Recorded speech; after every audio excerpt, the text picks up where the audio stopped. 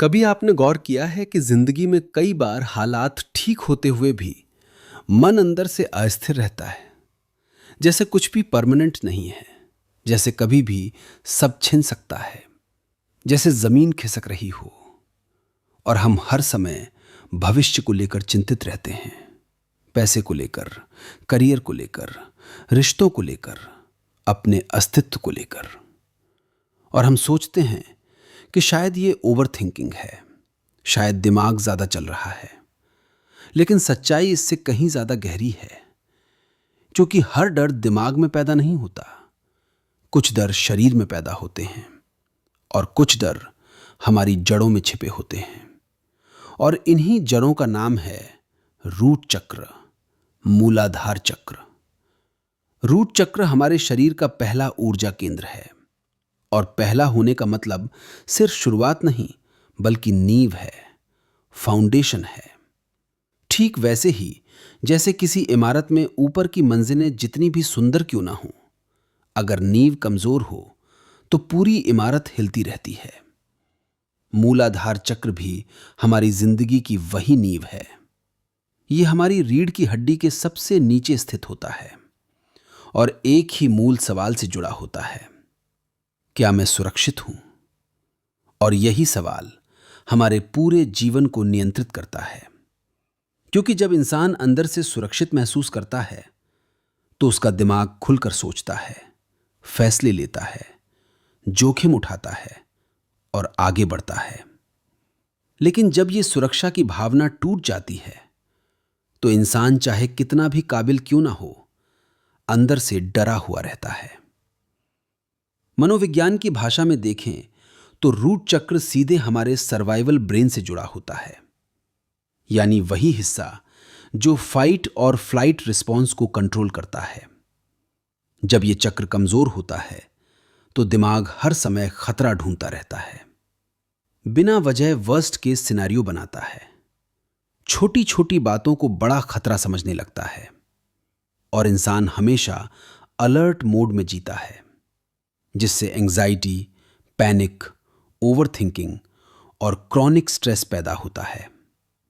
ऐसे लोग अक्सर कहते हैं कि मुझे चैन नहीं मिलता, मन कभी शांत नहीं होता, सब कुछ होने के बाद भी डर लगता है। और असल में यह डर बाहर की दुनिया का नहीं, बल्कि अंदर की असुरक्षा का होता है। अब सवाल यह है कि रूट चक्र कमजोर क्यों होता है?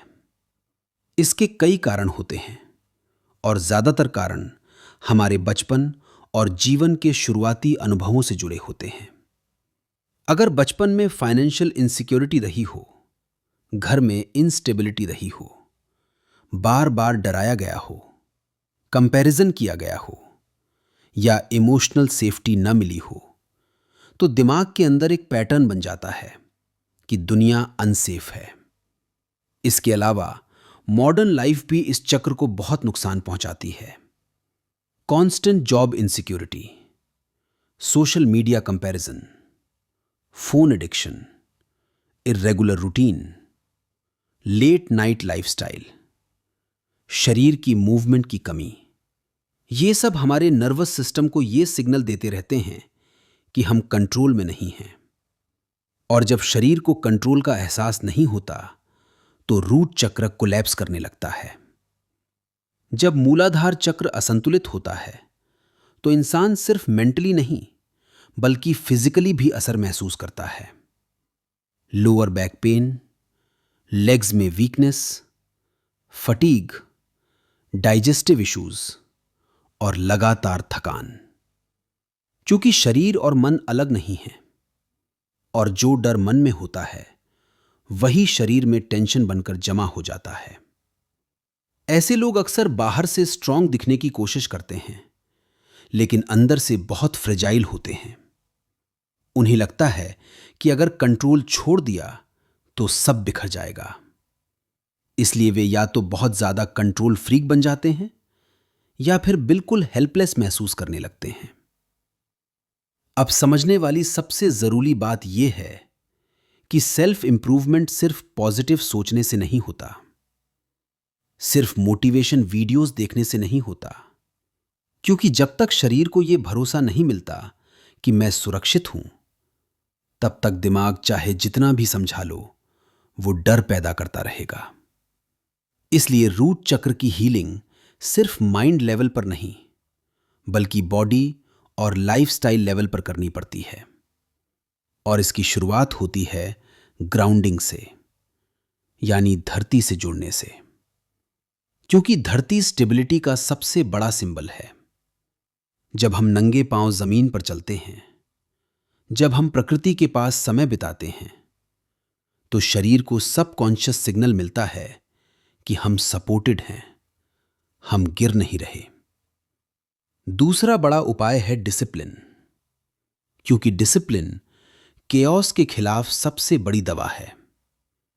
जब आप रोज एक फिक्स्ड रूटीन में उठते हैं, खाते हैं, चलते हैं और सोते हैं, तो आपका नर्वस सिस्टम रिलैक्स करता है और बॉडी को यह मैसेज जाता है कि लाइफ प्रिडिक्टेबल है, सेफ है। यही वजह है कि जिन लोगों की लाइफ बहुत इर्रेगुलर होती है, वे अंदर से ज्यादा एंग्शियस होते हैं, और जिनकी लाइफ सिंपल लेकिन डिसिप्लिन्ड होती है, वे ज्यादा ग्राउंडेड रहते हैं। तीसरा उपाय है बॉडी स्ट्रेंथनिंग, खासकर लेग्स और लोअर बॉडी। क्योंकि रूट चक्र मूवमेंट से जुड़ा है। वॉकिंग, स्क्वाट्स, योगा पोस्चर्स जैसे ताड़ासन और मालासन शरीर में स्टेबिलिटी का एहसास पैदा करते हैं। और जब शरीर स्ट्रांग फील करता है, तो दिमाग भी स्ट्रांग फील करता है। यह साइकोलॉजी और बायोलॉजी का सीधा कनेक्शन है। इसके साथ साथ एफर्मेशंस भी बहुत जरूरी है। लेकिन एफर्मेशंस सिर्फ बोलने के लिए नहीं, बल्कि महसूस करने के लिए होना चाहिए। धीरे धीरे, गहरी सांस के साथ खुद से कहना कि मैं सुरक्षित हूं, मुझे डरने की जरूरत नहीं है, जिंदगी मेरा साथ दे रही है।